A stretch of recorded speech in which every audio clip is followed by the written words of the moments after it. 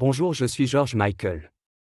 J'ai grandi dans la grande banlieue londonienne avec mon père chypriote grec, ma mère anglaise et mes deux sœurs. Très tôt, la musique me passionne. En 1979, avec mes camarades de classe Andrew Ridgeley et David Austin, nous fondons un groupe de ska, appelé The Executive. Nous ne rencontrons pas de succès, mais nous voulons continuer à faire de la musique. En 1982, Andrew Ridgeley et moi, présentons notre composition au label Innervision Records, qui nous engage. Notre groupe, appelé Wham, sort son premier album en 1983. De mon vrai nom, Georgios Panayotou, je deviens alors George Michael. Wham connaît rapidement un succès international avec les chansons Wake Me Up Before You Go Go, Freedom, Everything She Want et Last Christmas. En 1985, Wham est le premier groupe occidental à se produire en Chine communiste. Mais je participe de plus en plus à des projets en solitaire et publie 2 singles sous mon nom, Carel Whisper, coécrit avec Andrew Ridgeley, et à différents corners. En 1986, après un concert d'adieu au stade de Wembley, Wham se sépare. En 1987, je chante en duo It Knew You Were Waiting avec Aretha Franklin et signe le début de ma carrière en solo. Avec l'album Fête, je deviens rapidement une star internationale. Influencé par la musique danse et rock de Prince, les singles I Want Your Sex, Fête, Father Figure, One More Try et Monkey se classent en bonne position dans les hit parades. L'album Fête remporte même le Grammy Award de l'album de l'année 1988. Dans les années 1990, je souhaite prendre de la distance avec mon succès et ma célébrité. Je ne fais aucune promotion pour mon nouvel album Listen Without Prejudice.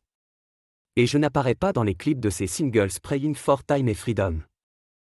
Les relations avec ma maison de disques Sony Music sont tendues, jusqu'à aboutir à un procès entre 1992 et 1995. Je m'engage de plus en plus dans des causes caritatives.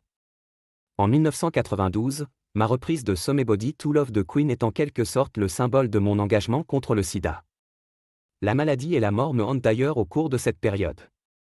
En 1993, mon compagnon, Anselmo Felipa, meurt du sida. Et je lui dédie alors 3 ans plus tard mon album All Day. En 1997, c'est ma mère qui décède d'un cancer. Je cesse alors d'écrire de la musique. Vienne alors la chanson « Outside », célébrant les joies de l'amour en plein air, une compilation démontrant ma popularité auprès du public. Puis l'année suivante, l'album de reprise Jazz Song from the Last Century qui est un échec critique. Je ne sors plus de chansons jusqu'en 2002, date à laquelle Freak et Shoot the Dog sont commercialisés. Ces 2 morceaux parlent de la société occidentale. Dans le premier, ils dénoncent le flux des images pornographiques. Et dans le second, je condamne avec un clip satirique les manœuvres militaires et politiques de George W. Bush et Tony Blair. En 2004 paraît Patience, un album engagé mais aussi très intime, avec les titres John and Elvis Are Dead, My Mother Had a Brother ou Round Here. Entre 2006 et 2008, je confirme définitivement mon succès auprès du public avec la grande tournée 25 Live. Au début des années 2010, je parviens difficilement à me consacrer à ma musique. Je réussis ensuite à entamer une tournée avec un orchestre symphonique, qui passera par l'Opéra Garnier en 2012.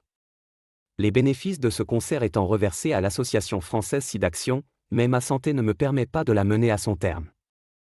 2 ans plus tard vient mon album Symphonica, réunissant des titres chantés pendant cette série de spectacles. Au cours de ma carrière, j'ai vendu environ 100 millions de disques, plus de 115 millions selon Sony Music. Il a remporté 2 Grammy Awards, 6 Ivor Novello Awards, 3 American Music Awards et 3 Brit Awards.